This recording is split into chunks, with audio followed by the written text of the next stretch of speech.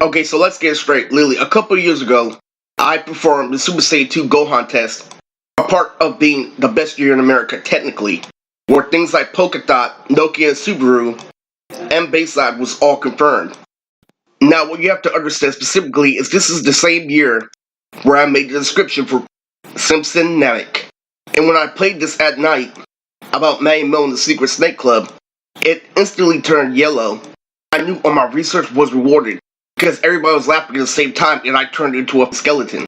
Now, this was beautifully, as this was, one of my favorite iconic scenes from DBZ, the most, inspirational fight, where everybody still thought that it was real because it was the legacy of Goku passing it on to his son. And what happened this year was multiple things, including my winner Asagiri again, but mostly overall. The meaning of this video and the meaning of this fight. Imperfect comes from imperfection. That means when you decide to perfect something, it came from a mistake that was minimal or maximal, all the way to a point where literally it's perfect at the right time. You see, people are supposed to make mistakes, but they are also supposed to follow up with frequency. Meaning, if you're a perfectionist, you're better than the next person who can't take constructive criticism. But if you choose and win to be perfect, literally, you'll be unstoppable. You don't want to be perfect without judgment.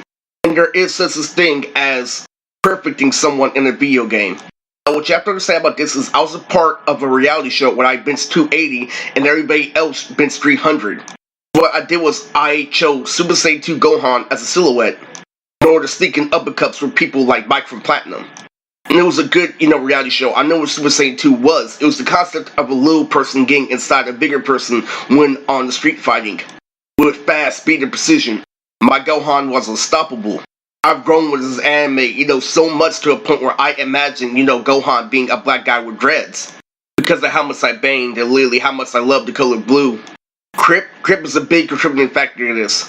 Because I knew the voice actor of Vegeta, Christopher Sabat, was one of the biggest Crips of all time. Along with my favorite rapper, Eminem. I just realized Gohan literally lost his arm in both time bombs. One in the Future Trunks arc. The second in the actual, Cell Saga, literally. Even though his arm did completely get cut off, it was still fractured. Now we still have this distant memory, even though it did get watered down with CeeLo. We have to understand that Super Saiyan 2 Gohan literally was a phenomenal thing back in 2021, but here's the thing, literally, after Akira Toriyama not only died, but his content got old, I started doing the Super Saiyan 2, final Kamehameha all the time, and it got old, it got dragged out, and it let you know you actually have to do something. Because to be honest, lately, this is something I, did when I was 24. Could do when I was 24, with Drip 2. But in reality, my father is independent. He doesn't really, have the right to have my back.